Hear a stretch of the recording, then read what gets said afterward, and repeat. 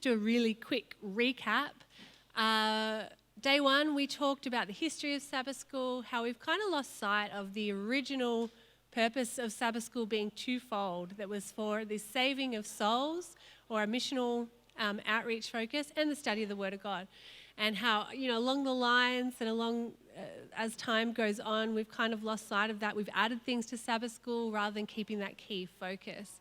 And then we sort of chat a little bit about preliminaries. We introduced the idea of Sabbath School for Life, which I know you're familiar with, especially in this conference, because Christian was one of the ones who initiated this program. I've got some booklets at the front that you're welcome to come and collect afterwards that detail and outline the whole Sabbath School for Life program and principles with examples and ideas and that sort of thing. You're welcome to take as many as you need if you want to take them back to your churches and share some of those concepts with your Sabbath School leaders.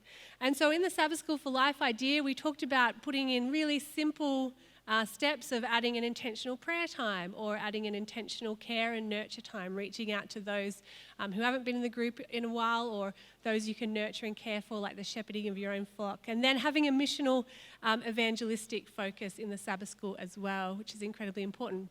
I beat you around the head with a lot of Ellen White quotes that talked about the missional focus of Sabbath School, how it needs to be life transforming and all that sort of stuff. And then yesterday we also talked about crafting a Sabbath School lesson. We used the plane analogy, how you've got to get everyone on the plane before you can take off, then you've got to follow the flight path, and then most importantly, you need to land the plane. And always frame your Sabbath School lesson around the idea of what does my class need to hear, or what is going to help my class in terms of application. And so today we're going to finish off a few little things about the role of the teacher as a soul-winning trainer. And I don't love the word soul winning because it's got connotations and it's kind of an old-fashioned term, but I can't think of something better because our whole purpose is about reaching out and winning souls for Jesus. So until I come up with a better term, I'm going to continue to use that, although I don't particularly love it. And then today we're going to talk a little bit about how to build your Sabbath school and have a group that grows. I'm going to show you 4 different ways that we can do that. It won't go as long today, but hopefully I'll give you some practical ideas and get your creative juices and brain flowing so you might know, okay, maybe there's something that I can implement at my Sabbath school. Now, I need to add a disclaimer again at the start because as I was chatting to my husband last night, I was saying, Sabbath school training is always really tricky because as a union director, I work with local conference directors. But when I was a conference director, you were able to go and be with a local church. You'll be able to sit down with their Sabbath school leader. You're able to chat and say, what are the challenges and work through the specific needs for their local church. Whereas when you do workshopping, you're sort of giving principles and ideas, and I don't know the specific needs of your local church. I don't know the challenges that you face. I don't really understand your context as well as you do. And so I'd encourage you that everything that I've said over the last couple of days, and especially the things that I talk about in today's session, that you think about, okay, does this work in my context? What is a principle that I can take out? What's an idea that I can take out? And think about what you can contextualize for your local church as well. Just in way of recapping, I forgot to mention, and I'll finish this session with some of the resources that are available. When we talked about the prayer time, we talked about intentional prayer. This is a resource that's come out from the General Conference. And these are little cards where you can write down people that you're praying for. There's something that you can download online. I'll show you the links at the end of the session. You can pop down a couple of names that you're intentionally praying for. You might like to use those with your group as you think about implementing a bit of a prayer time. So that's a prayer resource that I just wanted to share with you at the start. Okay, so we talked yesterday about what a good teacher looks like. We talked about successful teaching methods. And finally, this idea of a teacher as a trainer of soul winners or as a trainer of personal evangelists. Now, I don't know about you, but as mentioned, I don't particularly love the word training soul winners or how to encourage personal evangelism. And sometimes maybe you're a bit like me. When I hear the word personal evangelism, I kind of get filled with a sense of dread and a sense of foreboding because it can feel like an overwhelming task and something that's really difficult. I'll be honest, I'm an introvert, so I get drained by being around people. I'm naturally a bit more shy than others. And so the idea of reaching out to people, although I feel a sense and a desire to do so because of my relationship with Jesus, it can be tricky at times.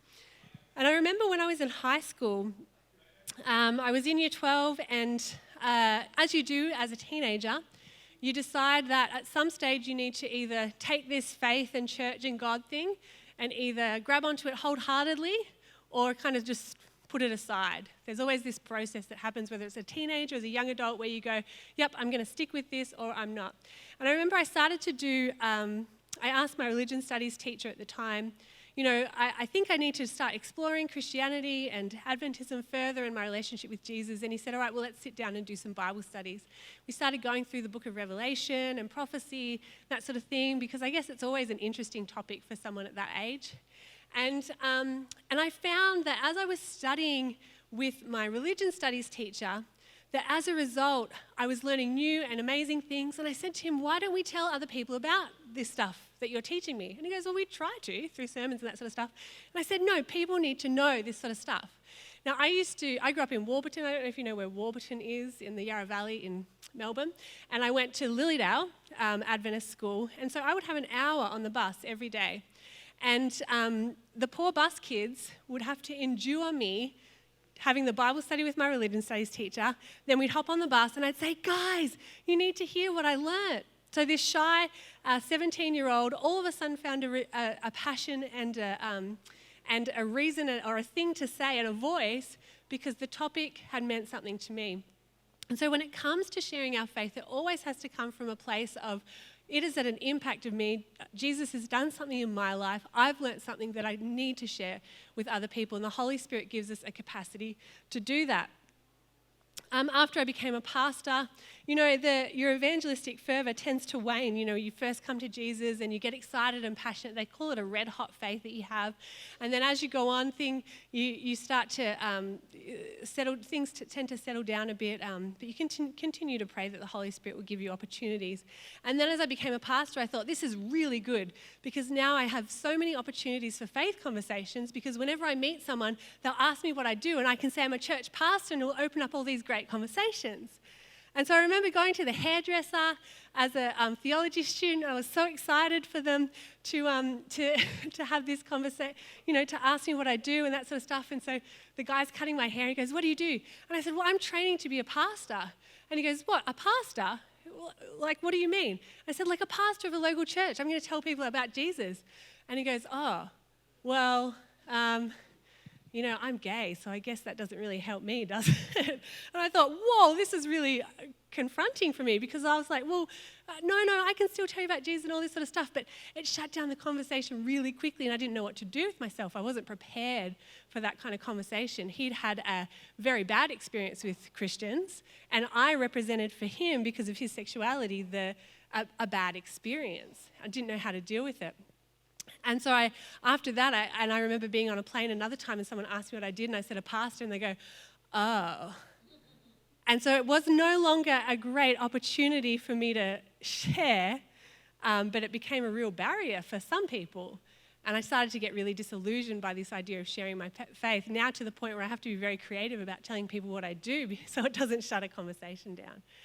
And so it's about thinking intentionally about conversations. The cool thing about Sabbath school, though, and your role as a Sabbath school teacher, is that you have the opportunity to build faith-sharing capacity in your students, so in your Sabbath school group, I should say. So each week you have an opportunity to go, okay, how can we change our mindset to think more evangelistically, to think about faith-sharing conversations that we can have, or to think about people in our sphere of influence that we can reach out to. And I love what Terry's been talking about every week about this idea of, he starts his topics off about just simple ways to start conversations with people, which stuff that to us should really be something that comes as second nature, but it's about being intentional about the things that we do in the conversations that we have. How do you keep the conversation going? How do you spend time talking to people? What do you talk about? And this is what we're here for as Christians, Because in Matthew 28, the Great Commission is not for pastors. The Great Commission is not just for elders or for Sabbath school leaders. It is for everyone. Everyone is to go and to make disciples. And I love how Ellen White puts it again in Sabbath school work. We must educate our Sabbath schools that they may learn how to work for the salvation of souls. For her, this was the primary focus. So we need to encourage soul winning is our responsibility as Sabbath school leaders. And beyond that, it's a really good responsibility because we know that as we share our faith, we're discipled ourselves. As we share our faith grows ourselves. We become more articulate in how we say things. We don't share, I'm a Christian, and then get a response back that leaves us going, because we become practiced, and it grows our own faith. It develops our own faith as we see the Holy Spirit use us and speak through us as well. So this is why it's so important to encourage your Sabbath school in faith sharing. Last quote, I promise. The more we endeavour to explain the truth to others with a love for souls, the plainer will it become to ourselves. So if you take something away and want to include some of these Sabbath School for Life principles, I'd encourage you to take the share time, the evangelistic time, and use it as an opportunity. If your group members aren't ready to reach out just yet, use it as an opportunity just to get them thinking intentionally about sharing their faith with other people. All right, so groups that grow. In my experience and with Sabbath School and with training and chatting to Sabbath School leaders, there are 4 main ways that your groups can grow, and then I'm going to add a bonus way at the very end. First, I want to talk a little bit about a mission focus. Of the 4 ways to grow, we've got mission focus, we've got friends and family, we've got reclaiming ministry and visitors, and I'll unpack those a little bit as we go along. But I want to talk particularly about a mission focus. Now, when I'm talking about mission focus, for those of you who are familiar with the Sabbath School program, you'll be familiar with the term mission spotlight, right? You know the videos, and you know a little bit about the Sabbath School offering. Do you know where our Sabbath School offering goes? Around the world. Yeah, it goes to a pool called Global Mission. I want to talk a little bit about that. Now, why is mission focus for a Sabbath School group so important? You go, well, this has nothing to do with me. It doesn't actually involve my local context or my local community or my backyard. But, and here I'm putting my stewardship director hat on now, from a stewardship perspective, if we recognise that all we have comes from God, and especially being in a country like Australia, I know we've got our own mission field, but recognising that we are well-resourced, and those resources come from God. As a Sabbath School group, the beautiful thing about mission focus is we come together under the banner of stewardship and recognise that what we contribute and what we do as a group can bless beyond just our own context, but reach mission in various parts of the world. And so mission focus, while it's not a faith-sharing activity, it does turn a Sabbath School group's eyes from being inward focused to being outward focused. How am I part of a bigger worldwide movement? And how am I part of contributing to the sharing of faith, not just within my own backyard, because that's important, and that's why we have our share time, but beyond. So if you look at, and here's just a couple of resources, because I think a focus on mission is important to get Sabbath School groups thinking outward rather than inward. If you look at the idea of mission spotlight or a mission focus in Sabbath School, the mission spotlight information and Sabbath School offering originated way back in 1890. Does anyone know what the Adventist Church's first mission offering helped to fund? Beg your pardon? The boat, the Pitcairn, which brought missionaries to the South Pacific Islands. So back in 1890, the very first Sabbath School mission offering helped to build the ship, the Pitcairn, which carried 3 missionary couples to Pitcairn Island. And not only were 82 people baptised as a result and a church was formed, but this mission ship continued to sail and evangelise the whole of the South Pacific. Now, this was the very first of its kind, this Sabbath School offering. And in 6 months, they raised, during the Sabbath School, around 20,000 USD at the time, which I guess with inflation and everything would equate to more than about $500,000 US. That was the impact of the Sabbath School offering. Now the work in the South Pacific were beneficiaries of this Sabbath School offering so long ago. And so when we contribute today, we're actually blessing and feeding into the mission work of countries that are unentered territories, number one, but also will build and establish churches and mission in the future. And so because we're beneficiaries of the Sabbath School offering from way, way back, we can contribute today and be a blessing as a result. Now, this is the offering that is usually collected during the lesson study time, and I hope you all do take time to collect the Sabbath School offering. Again, I'm wearing my stewardship hat because I know during the COVID pandemic, we have had a huge reduction in the Sabbath School offering, which has meant that it's caused a few challenges for our missionaries across the world and our mission volunteers. But the mission focus is something that you can implement into the Sabbath School for Life idea with your share time. Because we talk about share with personal evangelism, local outreach, but also share with a mission focus and what we can do that reaches beyond. So our offerings from Sabbath School get collected and go into the world budget, and then of course you've got the 13th Sabbath offering where 25% goes to the project on the back of your pamphlet, so there's an opportunity to talk about those varying projects, which Australia has benefited from in the past, so thank you for those various offerings. And there are many resources that are available to help you to talk about a mission focus. It doesn't need to take a lot of time, but I think it's really valuable to get our Sabbath School groups thinking beyond themselves. And here's just a little bit of a challenge for the Sabbath School offering. Remember I talked about the pit can and the amount of money that was raised? This is just a little bit of statistics in terms of the world mission offering as a percentage of world tithe. And as you can see, back in the 1940s, we were giving offerings that were on par with about 40% of our world tithe, which meant that mission opportunities across the world was huge. Now, it's interesting because as we come into the 2000s, obviously that's been in decline, and the reality is that mission opportunities look vastly different than they did, 60 years ago. But the reality is that there are still mission fields that are very much in need of funding, and I think our perspective has changed a little bit because now we're looking at sort of our Western countries that are really struggling in terms of outreach, in terms of mission.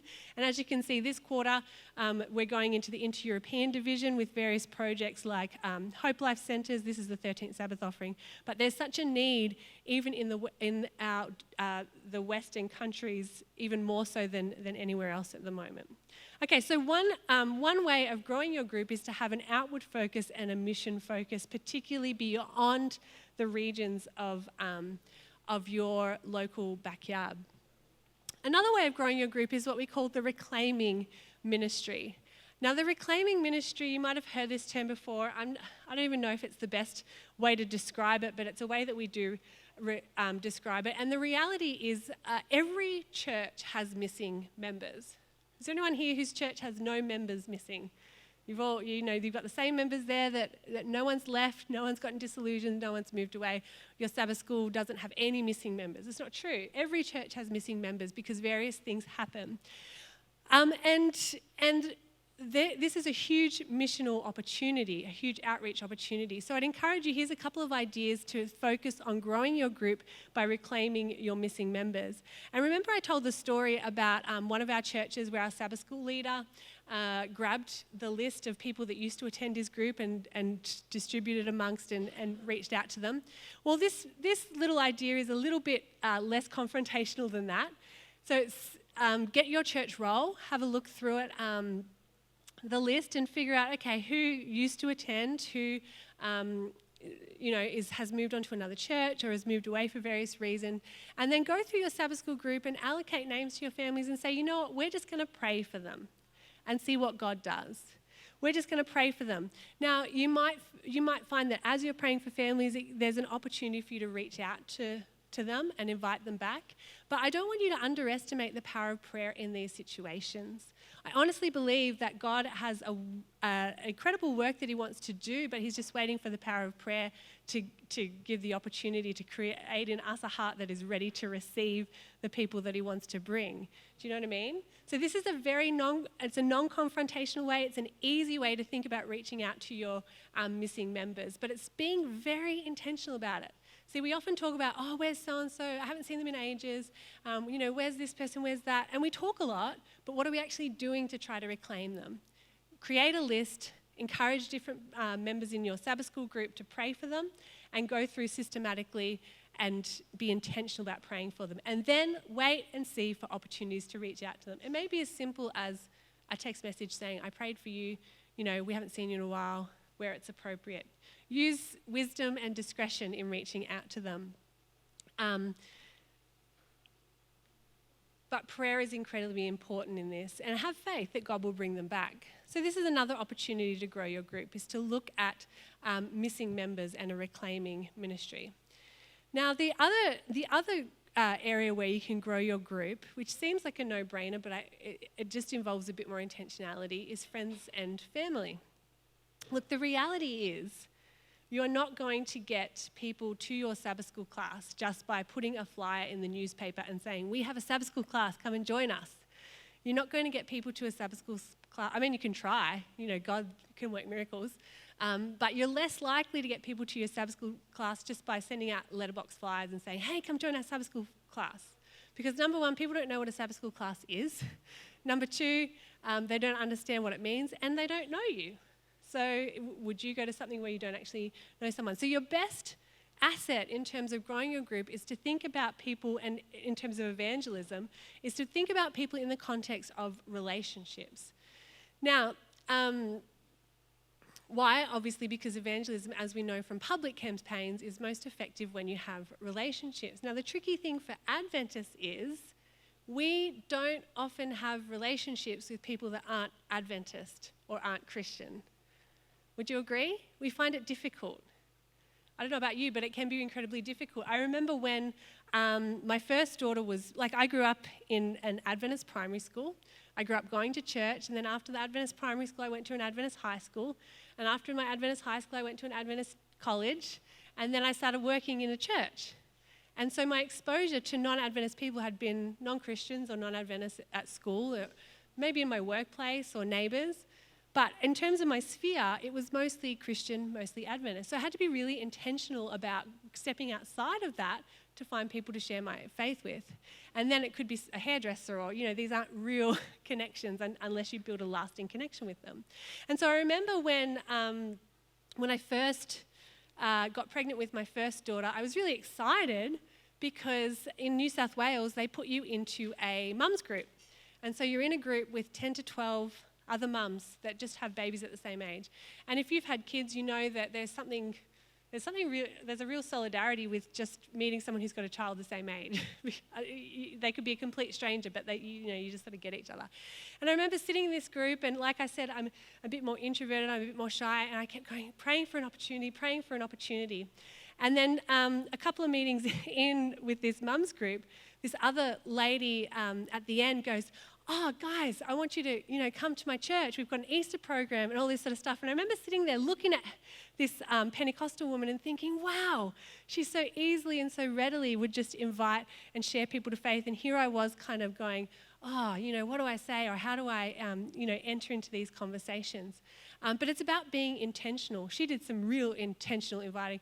The reality was it was a little bit over the top, so I decided to take a different tact and just realize that it was about developing closer relationships than just a blanket invite. And then we moved to Melbourne, and we moved into a new neighbourhood. And we learnt pretty quickly that on either side of us, we had families with kids the same age as our children. And so my husband and I were really excited about this, and we thought this is a really good opportunity to reach out to our neighbours and to develop relationships. And that was right before COVID hit. And so then, of course, we became locked down in our homes. Melbourne had a lot more restrictions, I think, than most other places. But we were a little bit sneaky, and the kids would still go out and play into the street, and we'd develop relationships. And then, of course, Sabbath would come, and we'd be preaching our various places on Zoom and that sort of thing. And the neighbour kids would come over and want to play. And we would explain to them, oh, well, you're welcome to come in, but we're doing Sabbath school. And the kids were like, well, what's Sabbath school? And I was like, well, come in and have a look. And we realised that on Saturday morning, the neighbour kids were coming over, and we're doing Bible stories with them. We're doing all sorts of things with our kids and their kids. We go, I hope this is okay with their parents. I wonder if they know that they're coming over to our house. But it was just an opportunity that God put in front of us to be able to teach values and principles, and to build relationship. And it's about opening our eyes and developing relationships, not with an agenda, but with intentionality. I'll share one very quick story about places where you can find and build relationships. Our daughter just started at a school, at the Adventist school in Melbourne, and they do like a meet and greet for the parents. So we thought, oh, here's a great opportunity to meet some other parents. And I just happened to meet this woman a couple of times, one of the other parents. We went out to grab a hot drink, and we just developed a bit of a relationship, a bit of rapport. And then it just so happened that we both had to take our kids in for their one-on-one interview at the same time. So while the kids were in getting their interview, I was sitting and chatting to this mum. And she says to me, we came to this school because, she goes, we have a Catholic background, but we came to this school because it just there was something about it. The principal was just brilliant, the teachers were just brilliant, and even though we have a Catholic upbringing, when we went to the Catholic school, we just found that there wasn't that same sort of spiritual focus or spirituality. And so she turns to me and she goes, so what is the difference between Catholics and Adventists anyway? And my heart is just like bouncing out of my chest because I'm going, yes, here is the perfect opportunity. And so I start explaining to, going, well, here's some similarities, here's some differences. And I said to her, but you know what? If you want, like I do this as my job, I'd be happy to open up the word with you. And she goes, I just might take it up on that. And I thought, wow, never in a million years would I have thought that, I'd have an opportunity to share my faith with someone just because of the context that we're in, just out of keeping my eyes open and my ears open and listening. And I said to her, the best way to experience is to come to church. And she goes, yeah, I think we might check it out. So there's opportunities all around if we're open and willing to see them. But a huge part of this process is actually just spending time in prayer, asking God to send people your way. The reality about personal evangelism is that it's friends that become Christians. It's friends that you lead to Jesus. There's great stories of random meetings and that sort of thing, but the research shows us that people need to connect with 6 different people at church in order to stay at church if they're new. And the reality is that 80% of people that convert to Christianity or to Adventism are through a friend or someone who they've got a relationship with. So when you think about friends and family and growing your Sabbath school group, this is where we need to start, developing intentional relationships. And that involves getting out of your comfort zone. Like I said, for me, it's definitely getting out of my comfort zone, but also praying for opportunities and believing that God will give you the words to say when you need to say it. There's a quote here from a book called Evangelism That Works, and it says, although it is true that nearly half of all adults indicate that they become annoyed when someone tries to share religious beliefs with them, so that's not really a good place to start. 50% of adults go, oh, it's annoying when someone shares their faith with me. The research also shows that we've discovered that when these same annoyed individuals have an evangelistic conversation with a family member, close friend, or trusted associate, they are not annoyed. So the only game changer there is same conversations. The difference is that you've actually got a relationship with them. So this is a way to think about growing your Sabbath school group, is developing intentional relationships. The third way I wanted to talk about is visitors. Now, you may not get a lot of visitors to your Sabbath school group, or you might get heaps of visitors to your Sabbath school group. But the reason I bring this up is because if you're going to be implementing prayer, care, and share time, you're going to be praying that God will send people. So you need to be ready to receive the visitors, right? And from the churches I've worked in and the pastors that I've worked with, I sincerely believe that God does send people to local churches that are ready to receive them. There was a church that I worked in Sydney where every week we would get visitors coming through the front door. Terry told the story about the church that he worked in the US where they would get 18 to 20 new people every week. So I think when we're ready to receive them, God just sends them. When we're praying for them, God just sends them. Now, when it comes to visitation, to visitors joining our group, again, with everything that I've said this morning, prayer is the most important tool. I'll share a really quick story. After I completed my internship in Sydney, I started at a new church. And the church I'd done my internship was a very big, very vibrant church with a lot of young people. It was connected to a school, so it was really easy to find people to reach out to get Bible studies, to do that. We were doing, on average, 20 Bible studies a week. I was busy with Bible studies, which is great. It was one of my favourite ministry activities. But then after I completed my internship, I got moved to a much smaller church. And I felt incredibly overwhelmed by the huge amount of work that was required, but also how do I generate contacts? How do I, reach people? I don't have a school that we're connected to. There wasn't a big base. It wasn't a big church. It was a difficult area to work in. And I remember for the first 2 weeks, I would rock up at church. I would go into the pastor's office, and I would just sit there, and I would spend the first hour just praying because I didn't know what else to do. I was just praying, God, I need, because for me, Bible studies is like, that's what I love to do. I said, I need Bible studies, otherwise I'm going to drown in this church. I need contacts. I need people to do Bible studies with. I need evangelistic visits. And so every day I would pray. And for 2 weeks, and I spent some time fasting as well because I believe that's a really powerful tool also because I didn't know what else to do. I said, I need to generate contacts. Anyway, it was my third weekend at the church, and I was still feeling quite discouraged, going, I've met church members, I've been doing visits, but I really need an evangelistic contact, otherwise I'm going to drown here. And I remember standing at the front of the church building, and I'd been thinking about, I've been praying for 2 weeks now, and nothing's happening, and in walks this family. In walks this one woman. And she was, I'd never seen her before, and I thought, oh great, this is someone I've never seen before. And I walked up to her and said, hey, welcome to our church. Where are you from?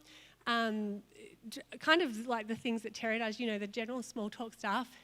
And she goes, oh, you know what? I live up the road, and I've driven past the church so many times. And she goes, and I was had a dream last night, and I just felt compelled to bring my family to church. And she goes, you know what I really want though? I want to study the Bible. Do you know anyone that could study the Bible with me? And I said, yes, of course I do. And she goes, and it's not just me. I've got a family of 5. I want you to study the Bible with not just me, but my whole family. And I said, yes, of course I do. 18 months later, we baptized the whole family. And it was an answer to prayer. Because I think, number one, prayer is the most important tool, but also prayer prepares us for the God moments that are going to happen, for the people that God is going to send. And even to this woman recently applied for our Women in Pastoral Ministry scholarship because she's thinking of going to Avondale to become a pastor. It's an incredible journey of over 5 years with her and her family. And it was interesting because initially her husband was really hesitant to be part of the Bible studies, but she was, yeah. Anyway, it's a much longer story, but to me, it revealed God is working and He's faithful, and if we pray and ask, He will answer our prayers. So if we do have visitors, if we are praying for visitors, I don't know if I've got these slides up, we need to put ourselves in their shoes. I've said here, prayer is the most important tool, but what is it like for a visitor to walk through the front doors of your church? Will someone greet them? Will someone say hello to them? It's really confronting to walk into a Sabbath school room where there's a circle of people and you've got to try and find a seat and join the circle. When I was a director in Sydney, I did a very sneaky thing, and I used to rock up to churches and I wouldn't introduce myself to start with. I know it's a little bit sneaky. And normally someone would welcome me and say hello, but I remember too often I would walk in, I'd sit in a Sabbath school, and even once the Sabbath school was over, no one had said a word to me. And I often think, you wouldn't do that if someone came into your house. You'd give hospitality, right? But for some reason we do it in Sabbath schools all the time. Our first impressions are lasting ones. If I walk into a group and no one even introduces themselves or says something, it's not bad hospitality, it's just plain rude. And think a little bit about what your welcome process is like. I'll give you a really great example of a church that I worked in that had a brilliant welcome process. It would start in the car park where they had people that would recognize visitors and they'd give them directions. Very simple. It wasn't confronting. It was just like, hey, welcome to church. This is where you need to go. And then once they got up there, they'd have people that would stand at the front and they'd identify visitors. And they did this beautiful kind of, I don't know if is AFL, is this just a Victorian thing? But people watch AFL here, right? No, okay. All right, well, stick with me on the AFL analogy. They'd pick up on the visitor, they'd chat for a bit, they'd introduce themselves, they'd show them around, and then they'd handball them on to the next person. There were people that were designated to do this. And they'd get handball onto the next person, and they'd start interacting with them. And six people you would get handballed onto by a visitor on their first day. So you had interactions with 6 different people that not only introduced themselves, and maybe you've only got 6 people in your church, in which case you're done.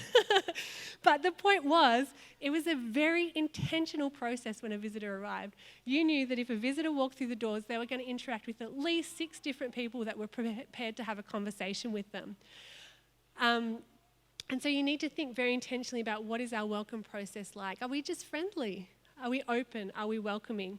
And I believe that once you get those things in place, God is faithful to send people to your group. Now, the bonus point. I'm going to finish with this, and that's why I had the disclaimer at the start, because you need to think about your context and what works for you. But in my experience across looking at Sabbath schools in various different conferences and in various different contexts, one of the most effective things in terms of growing your Sabbath school is to switch your church service time and your Sabbath school time. Now, disclaimer again, this will grow your Sabbath school in attendance. It's not necessarily an evangelistic tool, but there are some huge benefits to thinking about readjusting the times of your Sabbath school. Benefit number 1 is that people tend to prioritize church. I'm not sure why, because I think Sabbath school is great, but they'll show up and they'll be there mostly on time for the main service or the 11 a.m. service or the divine service. So if you put your service first, your church service first, you'll tend to always get people showing up. Whereas, with Sabbath school, people tend to trickle in last minute and it can be like herding cats trying to get people into groups. And so then what happens is if you've got people that show up for church, they're obviously going to, after church you divide into groups, then imagine starting your Sabbath school lesson with a full class. I know, it's brilliant.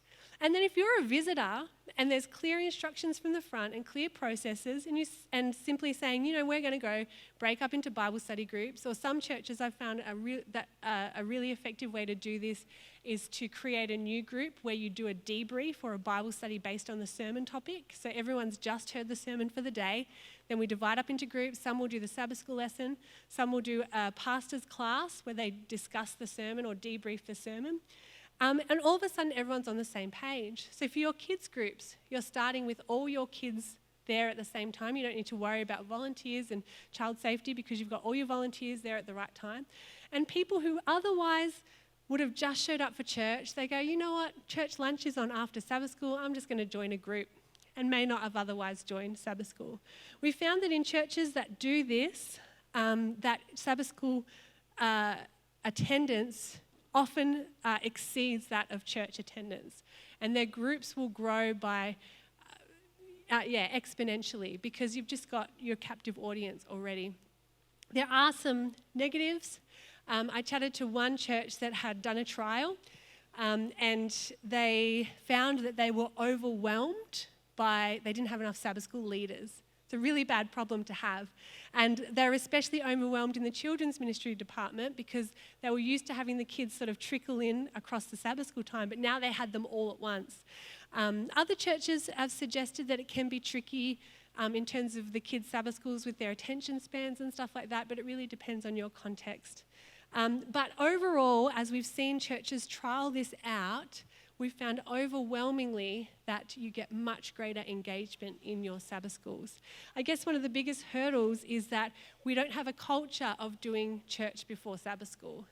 And my husband's church, they're in the trial phase of this switch at the moment. And one of the biggest negative comments that he's got is it just doesn't feel right. And which is not really a good reason, is it? Just because it doesn't feel right. So we have to challenge, perceptions around that, because there's nothing scriptural that says that it needs to be an 11 a.m. service. There's nothing in the Bible that says that you need to do Sabbath school first and then your main worship service time. Another thing to consider in switching church and Sabbath school is that when we do our main worship service, we respond through singing, we respond through giving our offerings, then we hear a sermon, and we don't get a chance to respond to what we've heard. If you put Sabbath school afterwards, you get a chance to respond through discussion, through opening up the scripture. If you're going to do questions around the sermon time, you get a chance to respond, to digest. And, those conversations that would often happen after lunch around the sermon and that sort of stuff become really intentional and tailored as well. So look, as I said earlier, this is what I've seen by far the best way to increase your Sabbath school attendance. I get that question all the time in training. How do I get more people to show up to Sabbath school? Switching church and Sabbath school time is by far the best way to do that. But you need to consider your context and your church. For some, it's a step too far. For some, let's get creative, let's try it. If you do consider going home and talking to your pastor about it or considering it, I would caution you that if you are going to trial something like this, it needs to be a significant amount of time. You can't just do it for 1 week and say, oh yeah, we gave it a shot. It needs to be at least 6 months because it's a really big change and churches need to come on board with that. But think about it prayerfully, consider it. But when people ask me the question, how do I get more engagement in Sabbath school, this is by far the best thing that we've seen in quite a few churches. Yeah.